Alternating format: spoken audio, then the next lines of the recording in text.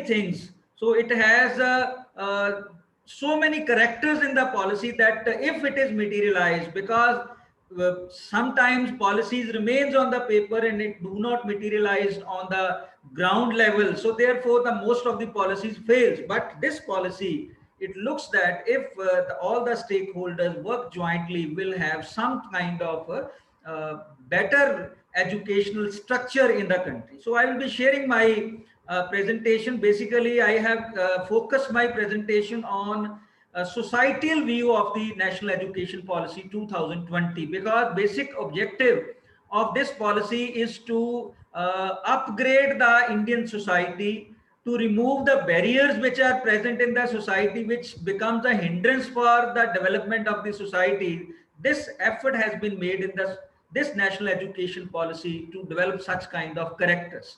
So I will be focusing on the all the parts, right? Dr. Tulli has already said that from school education to higher education, what kind of changes are there which are proposed in this policy, and how this is going to change the landscape of the Indian society. So as far as the concept of Indian society is concerned, we must now think and see first of all what kind of Indian society, the concept of Indian society we are having. There are thousands of communities living in India, including all major religions of the world, and they speak different languages and dialects. They have their own food habits, professions, industries, handicrafts, traditions, and cultural aspects. And the Indian society, being multilingual and multicultural nation, had a bundle of contradictions held together by strong but invisible threads. In fact, India is a nation in which we find unity in diversity. People from different caste and creed, religion and region, beliefs and assumptions live together very happily in spite of fragmented foreign invasion, repeated foreign invasions, and the enormous growth in population. Indians has professed a remarkable personality, and the era of globalization and democracy of the 21st century are adding new features to the Indian society. So we have a diverse educational needs. The role of education system in the preservation of the society and culture, particularly it is very important in complex societies where families and other primary groups are not fully equipped to prepare the young for adulthood that is expected by the larger society. So education is concerned with all people and considered as basic social needs of the society.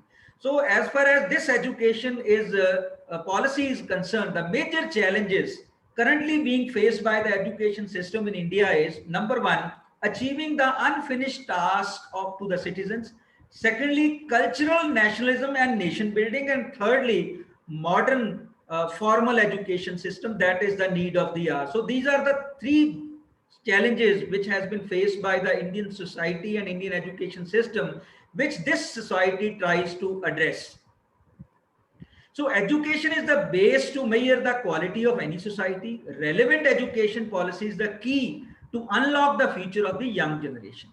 So as far as this policy is concerned, this policy has some acceptances. Something has been accepted by this policy regarding the landscape of the knowledge. World is undergoing rapid changes in the knowledge landscape. This has been accepted with various dramatic scientific and technological advances, such as the rise of big data, machine learning, and artificial intelligence. Many unskilled jobs may be taken over by the machines. So it has been accepted this with the automation procedure, with the development of the machine learning and artificial intelligence system. Many of the jobs which are presently in place and for which the people has got the employment, they will vanish. And there is a need for skilled workforce, particularly involving mathematics, computer science, and data science in conjunction with multidisciplinary abilities across the sciences, social sciences, and humanities will be in demand. So these are the acceptances of this policy. And this policy has accepted also certain challenges, like challenges with the climate change, increasing population, depleting natural resources, and meeting world's energy, water, food, and sanitation needs, requiring new skilled labor, particularly in biology, chemistry, physics, agriculture, climate science, and social science. Emergence of epidemics and pandemics will require collaborative research in infectious disease management, and development of vaccines and resultant social issues heighten the need of multidisciplinary learning. So critical and innovative thought, incorporating basic arts, crafts, humanities, games, sports and fitness, language, literature and culture in curriculum. These are the new challenges, and this policy focus on all these things, right from school education to college education. And next, if we consider the national education policy, first policy of this is the first policy of education 21st century, which has held hectic consultation for 6 years, right from panchayat to parliament. Secondly, the revision and revamping of all aspects of educational structure. It is not that we are going to change the curriculum, but we are going to change the total education structure of the India, right from the Anganwadis to the higher education. So regulation and governance part, creating a new system aligned with inspirational goals of 21st education, including sustainable development goal 4 of the global education development agenda, which is adopted by the India in 2015. And the emphasis will be on development of the creative potential of each individual. This is the major focus, because most of the time our human resources are available, but their potential is not tapped. Their creative potential is not developed to the fullest extent so that we can develop our nation.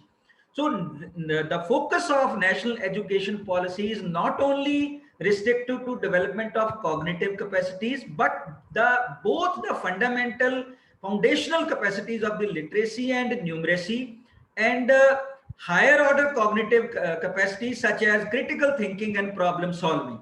But also it has considered social, ethical and emotional capacities and dispositions is also the focus of this national education policy. Key principles of this national education policies. There are 7-8 points which I'll be just briefing you. That means it has respect for diversity and local content. Earlier, we have a policy, but the local content and the diversity, which is the nature of our social order, that is accepted it in, and in all curriculum, pedagogy and policy, this focus will be accepted. Secondly, the major focus will be on equity and inclusion as the cornerstone of all educational decisions. So we have to involve each and every part of this country, and each and every part of the citizens. They should be given equal chance, and they will be included in the education system. And most importantly, community participation, encouragement and facilitation for philanthropic, private and community participation will be the key feature of this. And the use of technology in teaching and learning, removing all language barriers for Divyang students and in educational planning and management. Similarly, there will be emphasis on conceptual understanding rather than rote learning and learning for exams. If we look at the present system of education, most of the students prepare their lessons throughout the years, and in the lastly they vomit in the examination, but when they go out of the educational institution they have nothing in their hands, because the present system is totally based on the rote learning and examination system. So this will be emphasizing on conceptual understanding rather than rote learning and learning for exams. There will be development of unique capabilities of the human being. It will recognize each and every citizen of this country and the stakeholders, recognizing, identifying them in each student, the unique capabilities, and the critical thinking and creativity will be developed to encourage logical decision making and innovation. And this policy will remain continuous review, under the continuous review, and based on sustained research and regular assessment by the educational experts. It is not there that we have made this policy, lessons plan has been prepared, curriculum, pedagogy, policies are designed, but it will continue for another 10 years. But it will be having continuous review system in the educational planning and system. As far as the school education is concerned, let us look at the transforming curricular and pedagogical structure. We have a present system of education, existing academic structure. We have 10+2 system. That means students from age 6 to 16 and then 16 to 18. 10 years they spend from 6 to 16. up to 10th, and then 2 years they spend in the senior secondary from age 16 to 18. But new academic structure is going to develop this into the various stages. First stage will be foundational stage, which will be based on multi-level play activity based learning.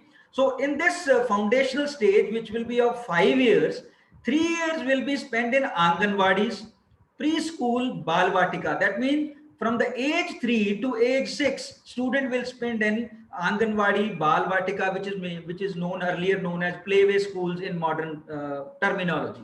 And then 2 years they will spend in class 1 and class 2 from age 6 to age 8. So this is a foundational stage and preparatory stage. So in foundational stage, we'll be spending 5 years. Then we have a preparatory stage, which will be of 3 years. That means class 3 to class 5. That means age 8 to age 11. In preparatory stage, the methodology which will be adopted will be play, discovery and activity based, and interactive classroom session. Though burden of the books, burden of the school bags will be lowered here. And then third stage will be middle stage, which will be the student will be spending 3 years there from class 6 to class 8, that is age 11 to age 14. And it will be based on experiential learning in the sciences, mathematics, arts, social sciences, and humanities. And students will be taken at the root of the education with the playway system, with the experiential learning, mathematics. They will not be taught in the class just like making out certain formulas of the mathematics, but their grasping power will be improved by the multidisciplinary experiential learning. And then we have the secondary stage, which will be of 4 years, class 9 to class 12, which is a multidisciplinary study. All the barriers of art, science, commerce, all etc. will be removed, and greater critical thinking, flexibility, and student choices of the subjects will be emphasized. Students will be offered cafeteria of the subjects, and like you go in a buffet system in a hotel and choose your own meals as per your choice and your taste and preferences. Similarly, in this stage also, students will be having a choice of the subjects by cafeteria of the subject. You will be selecting according to your, no hard and fast that this is a commerce stream, this is an art stream, this is a science stream, this is some vocational stream. So all these barriers have been removed. So new pedagogical and curricular structure of the school education will be in place, which will be known as 5 plus 3 plus 3 plus 4, that is foundational stage, preparatory stage, middle stage, and secondary stage. So this will be the new academic structure as suggested in the new education policy. Major reforms which are made in the school education. First, universalization of early childhood care education. So when I talk about that the student will be spending 5 years in the foundational stage, here it will be uniform throughout the year, but local content and flavor will be given importance. Secondly, it will be emphasizing on foundational literacy and numeracy, which is the need of the hour to develop the critical thinking. Similarly, the current system of 10 plus 2 has been replaced by 5 plus 3 plus 3 plus 4 system. So curriculum to integrate with the 21st century skills, that is mathematical thinking and social scientific temper. No rigid type of separation between academic stream, extracurricular, vocational stream in education. Support for gifted students, gender inclusion fund, reducing curriculum content to core concepts, vocational education to start from class 6 onwards, and assessment reform with 360 degree of holistic progress card, tracking student progress to achieving learning outcome has been emphasized in this. So new system will have 12 years of schooling with 3 years of Anganwadi, teaching up to the grade 5 to be in the mother tongue or regional language. No language will be imposed on any student. National textbook with the local content and flavor, transforming assessment for student development, more regular and formative, competency based, promotes learning and development for our students, and test higher order skills such as analysis, critical thinking, and conceptual clarity. It is proposed to set up a national assessment center, PARC, performance assessment, review and analysis of knowledge for holistic development, a new and comprehensive national curriculum framework for teacher education, NCFTE 2021 will be formulated by the NCTE in consultation with the NCERT. So by 2030, minimum degree qualification for teaching will be 4-year integrated B.Ed program. So earlier program of B.Ed, which starts after graduation, is going to be replaced. Now there will be a 4-year integrated B.Ed program. So I'll be now moving to, because we have some time constraints, I'll be moving just now to the major reforms which has been made in the higher education. In higher education, it is proposed that by the year 2035, the gross enrollment ratio should be enhanced 50%. So presently, most of the students do not reach to the college level. So opening of the new universities and new educational institutions is on the cards. Similarly, there will be holistic multidisciplinary education, and there is going to be multiple entry and exit points, because today you take admission in the BCom first, for example, but you can get the degree only after 3 years. But in this new system, there will be multiple entry and multiple exit system. If you enter in the BCom 1, but you don't want to continue after completion 1 year, you will be given a diploma in commerce. If you complete 2 years, you will be given advanced diploma in commerce. If you complete 3 years, you will be given associate degree. But the degree may be of now 3 or 4 years. If 1 year is added for research, if you complete 4 year also, you will be given a complete bachelor degree. But if you complete the 4-year degree, your post graduation will be of 1 year only. So post graduation program of 1 or 2 years is going to be incorporated. So integrated 5-year bachelor and master program is going to be started. Student may select that if he has to complete a master degree, he may join from the after +2. So MPhil is going to be discontinued because it has been seen that this is not going to be important in the future.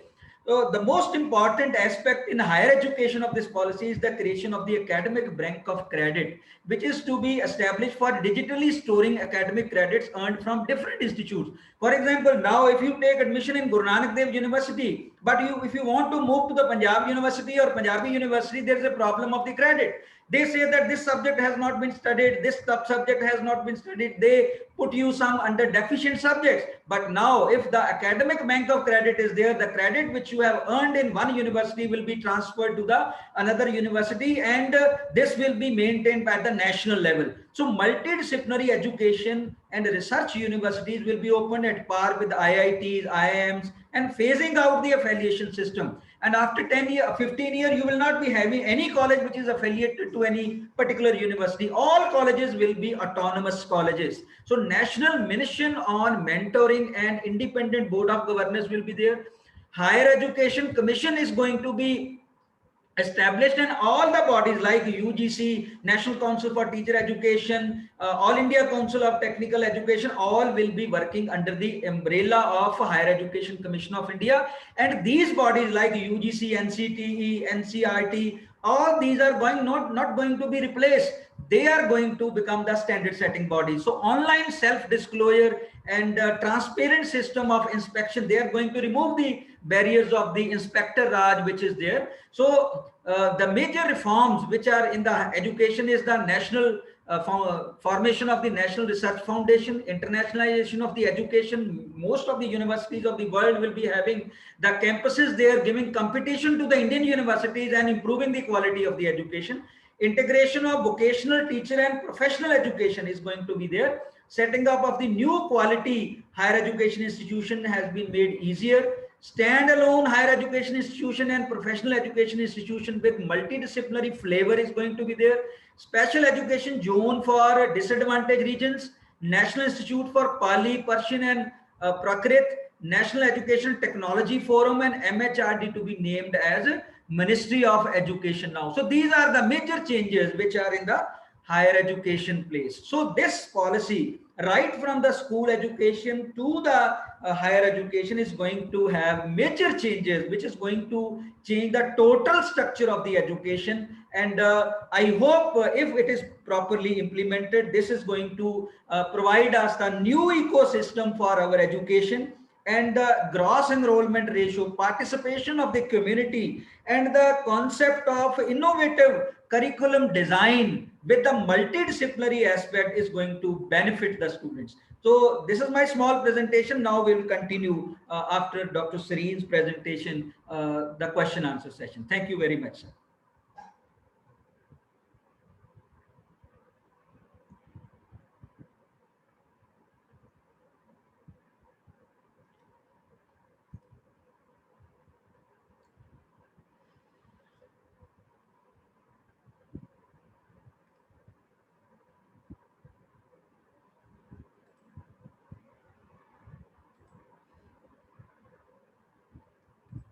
Yes, Suli Saab, I have made you host.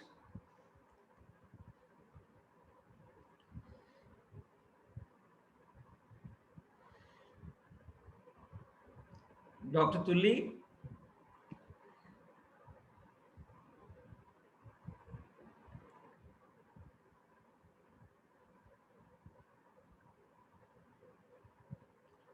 Doctor साहब unmute कर लो. Yes, sir. Yes. So I request all the participants to kindly rejoin after the rejoin with the same meeting ID and passcode if the meeting ends abruptly, because we are running short of time. So we shall be having now our question answer session with our panelists. The panelists are Dr. Ashwini Kumar Balaji, who is one who was just having a discussion with you on the new education policy NEP 2020, and the second panelist is Professor Vijay Kumar Sareen, and I hope he has unmuted and joining the ਉਹਨਾਂ ਦਾ ਪਤਾ ਲੱਗ ਰਿਹਾ ਮੈਨੂੰ, but I am not able to. He's there, sir. He's there. He's there. He's there. He's there. Okay. Now Dr. Sareen, to kickstart the question hour session, तो सबसे पहले doctor साहब मैं ਤੁਹਾਨੂੰ ਇਹ ਪੁੱਛਦਾ ਵੀ what is the time plan for the implementation of this NEP 2020? ਜਿਹੜਾ primary part ਹੈ, ਸੈਕੰਡਰੀ ਪਾਰਟ ਹੈ, ਮਿਡਲ ਪਾਰਟ ਹੈ ਜਾਂ ਹਾਇਰ ਐਜੂਕੇਸ਼ਨ ਪਾਰਟ ਹੈ, ਉਹਦਾ ਇਹਨਾਂ ਨੇ ਕੀ ਟਾਈਮ ਪਲਾਨ ਕੀਤਾ ਹੈ ਔਰ ਇਹ ਜਿਹੜਾ ਕਿਸ ਤਰ੍ਹਾਂ ਇਹਨੂੰ ਇੰਪਲੀਮੈਂਟ ਕੀਤਾ ਜਾਏਗਾ? ਔਰ ਮੇਰਾ ਸੈਕੰਡ ਕੁਐਸਚਨ ਵੀ ਹੈ, ਇੱਕ ਮੈਂ ਆਪ ਹੀ ਗੱਲ ਕੀਤੀ ਸੀ ਵੀ 6% ਆਫ ਦਾ GDP ਜਿਹੜਾ ਹੈ ਉਹ ਹਾਇਰ ਐਜੂਕੇਸ਼ਨ ਦੇ ਵਿੱਚ ਇਹ ਲੋਕ ਲਗਾਉਣ ਦੀ ਸੋਚ ਰਹੇ ਆ, which has been our one of the major demands, ਔਰ ਇਹ 6% of the GDP ਲੇਮੈਨਸ the language ਦੇ ਵਿੱਚ ਇਹਦਾ ਕੀ ਆਪਾਂ ਬੱਚਿਆਂ ਨੂੰ ਸਮਝਾਉਣਾ ਹੋਵੇ ਜਾਂ ਲੇਮੈਨ ਨੂੰ ਸਮਝਾਉਣਾ ਹੋਵੇ ਵੀ ਕਿੰਨੇ ਕਰੋੜ ਰੁਪਏ ਐਕਸਟਰਾ ਸਰਕਾਰ ਖਰਚੇਗੀ ਐਜੂਕੇਸ਼ਨ ਦੇ ਉੱਪਰ ਤਾਂ ਕਿ ਮਾਸਸ ਦਾ ਔਰ ਜਿਹੜੀ ਸਾਡੀ ਫਿਊਚਰ ਜਨਰੇਸ਼ਨ ਹੈ ਉਹਦਾ ਭਲਾ ਹੋ ਸਕੇ.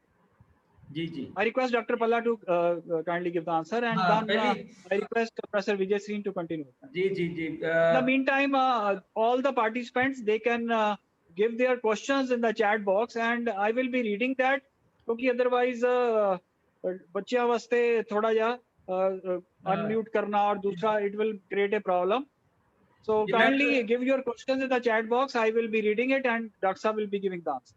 ਜਿਹੜੇ 30 ਸੈਕਿੰਡ ਬਚੇ ਨੇ ਸਰ, ਉਹਦੇ ਵਿੱਚ ਪਹਿਲੇ ਕੁਐਸਚਨ ਦਾ ਮੈਂ ਤੁਹਾਡਾ ਜਵਾਬ ਦੇ ਦਿਆਂ ਕਿ ਜਿਹੜਾ 6% ਆਫ ਦੇ GDP ਇਹਨਾਂ ਨੇ ਕਿਹਾ ਕਿ ਅਸੀਂ ਲਾਗੂ ਕਰਾਂਗੇ, ਇਹ ਸਾਰੀਆਂ ਐਜੂਕੇਸ਼ਨ ਪਾਲਿਸੀਜ਼ ਦੇ ਵਿੱਚ ਅਸੀਂ ਪ੍ਰੋਮਿਸ ਕਰਦੇ ਆ ਰਹੇ ਹਾਂ, ਚਾਹੇ ਉਹ 1986 ਦੀ ਐਜੂਕੇਸ਼ਨ ਪਾਲਿਸੀ ਸੀ ਜਾਂ ਉਸ ਤੋਂ ਪਹਿਲਾਂ ਦੀਆਂ ਐਜੂਕੇਸ਼ਨ ਪਾਲਿਸੀ ਸੀ, ਸਾਰੀਆਂ ਹੀ ਪਾਲਿਸੀ ਫਰੇਮਵਰਕ ਜਦੋਂ ਬਣੀਆਂ ਉਹਦੇ 'ਚ ਅਸੀਂ ਪ੍ਰੋਮਿਸ ਕਰਦੇ ਰਹੇ ਹਾਂ ਕਿ ਅਸੀਂ 6% ਆਫ ਦੀ GDP ਇਹਦੇ ਤੇ ਖਰਚ ਕਰਾਂਗੇ ਐਜੂਕੇਸ਼ਨ ਦੇ ਉੱਤੇ, लेकिन ये होया नहीं।